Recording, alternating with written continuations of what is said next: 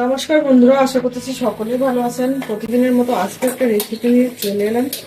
রেসিপিটি হচ্ছে লাল শাক ভাজি।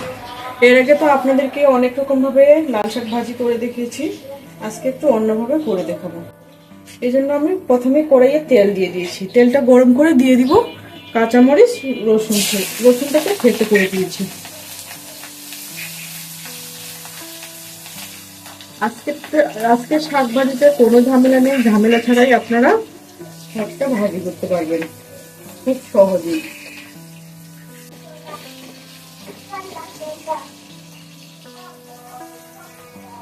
একটু ভাজা হয়ে আসছে, এবারে দিয়ে দিব অল্প পরিমাণে পাঁচফোড়ন।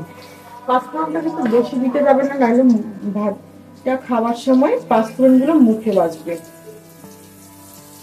তো আমার পাঁচফোড়ন দেওয়ার পর আবার কিছুক্ষণ ভেজে নিয়ে দেখতেই পাচ্ছেন রসুনটা ও কাঁচামরিচটা কি সুন্দর ভালোভাবে ব্রাউন কালার হয়ে গেছে।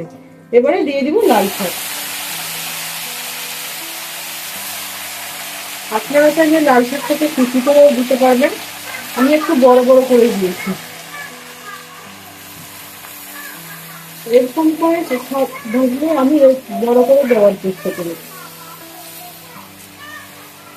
আর এই শাক ভাজার মধ্যে কিন্তু আপনারা চিংড়ি মাছটাও দিতে পারেন। আমি চিংড়ি মাছটাকে স্কিপ করলাম, চিংড়ি মাছ দিব না আজকে। শুধু রসুন কাঁচামরিচ দিয়ে শাক ভাজা আপনাদেরকে দেখিয়ে দেবো। এবারে নেড়ে চেড়ে শাকটাকে মজিয়ে নিব।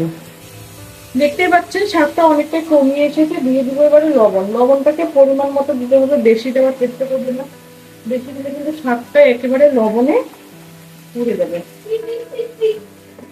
শাকটা কিন্তু আগে মজিয়ে নিবে, তারপর লবণটা দেওয়ার চেষ্টা করবেন, তাইলে লবণের ব্যালেন্সটা আপনারা বুঝতে পারবেন।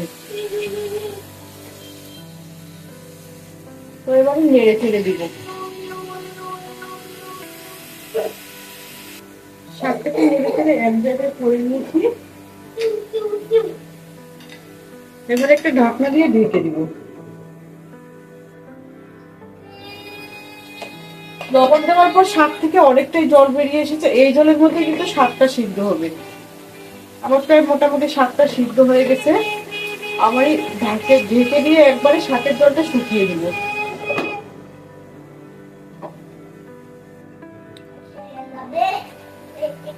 জলটা শুকিয়ে গেছে একবারে, এবারে ভেজে নিব লাল শাকটাকে।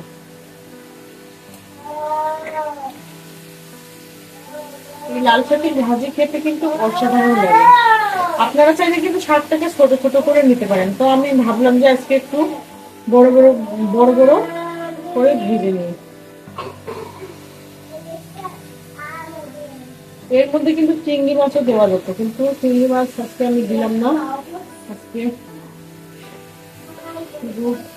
নিরামিষ, যাকে বলে নিরামিষ ভাজি, আজকে আমি এই নিরামিষ ভাজি করতেছি।